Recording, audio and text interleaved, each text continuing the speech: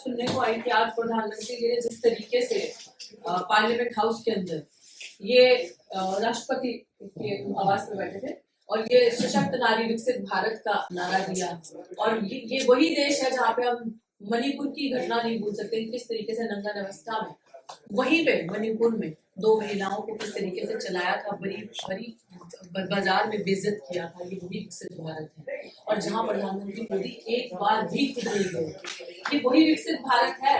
और सशक्त नारी है। जब पहलवान रेसलर्स को उधेड़ा गया था जंतर मंतर से, किस तरीके से खींच कर उनके सर नीचे और टांगे ऊपर करके उधेड़ कर खींच कर यही पुलिस लेके गई थी और मोदी ने आगे दिशा जाकर, ये वही विकसित भारत है।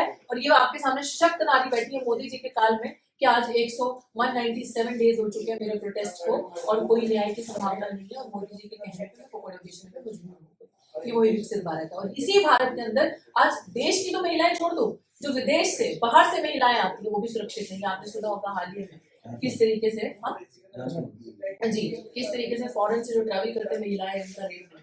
ये वो भारत है। अभी शर्म आनी चाहिए कैसे प्रधान सेवक को, जिसके ऊपर इतनी बड़ी रिस्पॉन्सिबिलिटी और वो झूठ पे झूठ बोलेगा। ये एड्रेस करना मीडिया को इतना जरूरी है कि कम से कम इस देश के लोग भी देखें, और विदेश में जो बड़े बड़े चैनल, बड़े बड़े पेजेस जो चलाते हैं, बड़े बड़े यूट्यूब चैनल्स हैं, वो ये सच बताएं। क्योंकि ये जो टीवी अखबार जो बिक चुके हैं, जो सोशल मीडिया हमारी सच्चाई नहीं बताता, जो दिन रात मोदी का प्रोपेगेंडा चलाता रहता है, बताता रहता है मोदी मोदी मोदी मोदी को भगवान बनाने के लिए जो मीडिया तैयार है, और जो फंड जो वो तो कल क्लियर ही हो जाएगा किसने कितना पैसा दिया, जैसे राज साहब ने भी बताया। लेकिन हम महिलाओं का दर्द, बेटियों का दर्द हम किसे सुनाएंगे जाके कि अपने देश में खुली सांस नहीं ले सकते, अपने देश में आजादी से नहीं चल सकते। हमें नहीं पता कि कौन किसका कितना बड़ा क्रिमिनल उसका जाता है इलेक्शन बीजेपी से निकलेगा। हमें नहीं पता कि हम सेफ कहाँ पे, किस जगह जाके बैठना है इस देश के अंदर। और पढ़ लिख कर गरीब समाज से आने के बाद, छोटे शहरों से आने के बाद आपके जान माल को भी खतरा है, यहाँ पे सुरक्षा भी नहीं। फिर पढ़ लिख कर जब बड़ी मुश्किलों से आपको नौकरी मिल जाएगी तो इन्हीं के, कौन है वो, आरएसएस की, बीजेपी की जो सविता राय क्रिमिनल, वही इसी ऐसी महिलाएं आगे बैठी होंगी आपकी नौकरी वापस लेने के लिए, छीनने के लिए, सही तरीके से नहीं तो गलत तरीके से। तो इनका नकाब उतारना बहुत जरूरी है। इसी तरीके से 16 तारीख को आप सबको टाइम सुबह 11 बजे के करीब होगा। आप सबको बोला जाएगा 11 से 12 के बीच में। पत्रकार आप अपनी सहूलियत के हिसाब से आप देख लीजिएगा। मोस्ट प्रोबेबली 12 बजे, सैटरडे 12 बजे, 16 तारीख 12 बजे हम लोग वही पकोड़े जो बिल्कुल पटियाला हाउस से प्रधानमंत्री के आवास तक जाएंगे, पकोड़े लेकर उनको पकोड़े वो खिलाने जो जुमले उन्होंने हमें दिए, जो मेरा मेन्यू में जितने प्रधानमंत्री जी ने वादे किए वो सारे पकोड़े खिलाने जाना है। क्योंकि जिस तरीके के, इस तरीके का आपने देख लो ये जो आज हुआ है, ये जब मैंने देखा मेरे दिल में इतनी चोट पहुंची इस चीज को लेके कि इस देश में महिला को जस्टिस पाना इतना मुश्किल हो चुका है कि हर तरीके से हम पे अटैक कर रहा है। और अमित शाह की गुंडाई पुलिस ने 14 एफआईआर कर दी है हम पर, हमारी आवाज बंद करवाने। तो हम डर जाए, हम चुप हो जाए, पीछे बैठ जाए कि बस अब कहानी खत्म, अभी हमें परसों से डराएंगे।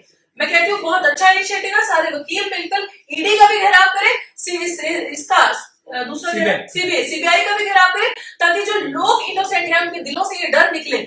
Make sure, stay rest assured कि सबसे ज्यादा बेईमानी का पैसा चोरों ने, ठगों ने, किसी ने खाया है तो वो भ्रष्ट जनता party which is BJP, Bharatiya Janata party जो अपने आप को कहती है, इसी पार्टी ने सबसे ज्यादा पैसा खाया होगा, इसी पार्टी ने लूट पिट मचाई है, इसी पार्टी के सबसे ज्यादा क्रिमिनल, रेपिस्ट, महिलाओं का शोषण करने वाले। और मैं डंके की चोट पे कहती हूँ कि चाहे वो ट्राइबल महिला हो मणिपुर की, चाहे आपके सामने दलित महिला बैठी है, चाहे आपके सामने मनीषा वाल्मीकि थी हाथरस की, चाहे नांगल की बेटी थी, जब दलित महिला का रेप होता है तो जब एक्यूज जो होते हैं इसके अंदर शामिल बीजेपी के साथ कोई ना कोई लिंक होता है और भ्रष्ट जनता पार्टी उनको बचाने के लिए आगे निकलती है। क्योंकि ये पार्टी इस देश के लोकतंत्र को खत्म करने के लिए आई है, दलितों के, आदिवासियों के लिए उनका विनाश करने के लिए आई है। संविधान खत्म तो आपका सब कुछ खत्म, क्योंकि आज संविधान है तो हम लोगों के अधिकार बच जाते हैं। संविधान है तो भी 197 डेज के बाद भी एक ताकत से डॉक्टर तू बोल पा रही है और आपके सामने बीच में बैठी है, बेखौफ, बिना डरे बीच में आपके बैठी अपनी आवाज बुलंद करने के लिए। लेकिन अगर इनको ये गलतफहमी है कि हम बोलेंगे नहीं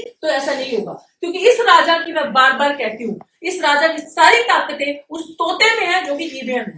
आप सबको, पूरी जनता को, पूरी आवाम को, पॉलिटिकल पार्टीज को सोशल मीडिया के माध्यम से कितने भी संगठन संघर्ष कर रहे हैं जो सामने भी नहीं आ पा रहे हैं, आप सबको एक होकर इस तोते को मारना पड़ेगा अगर आपको उस राजा से छुटकारा चाहिए। अगर ईवीएम खत्म नहीं हुआ तो कुछ नहीं बचेगा। डॉक्टर रितु को क्यों न्याय नहीं मिल रहा? क्योंकि सत्ता में ये सरकार है। आज पहलवान बेटियों को क्यों न्याय नहीं मिला? सत्ता में सरकार है। मणिपुर की बेटियों के साथ मणिपुर क्यों जला, आग में डसा, ये सरकार है। हसदेव गांव क्यों खत्म हो रहा है? क्योंकि सत्ता में ये सरकार है। और उनको जो फंड देने वाले हैं, अंबानी, अडानी, टाटा, बिरला जैसे जो पीछे बैठे हैं, उनके दोस्त, उनको पता है कि ये लोग ये जल जंगल जमीन काटेंगे, पैसा हमें मिलेगा।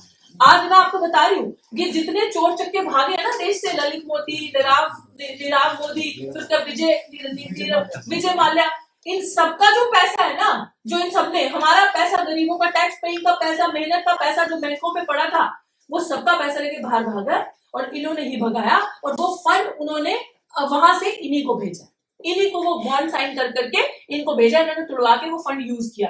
अब ये मानने की जरूरत है कि देश का पैसा, जो जनता का पैसा होता है, उसमें से 80% बजट इन्होंने सिर्फ एडवर्टाइजमेंट पे खर्च किया और 20% खुद खा गए। हमें क्या दिया? ठेंगा।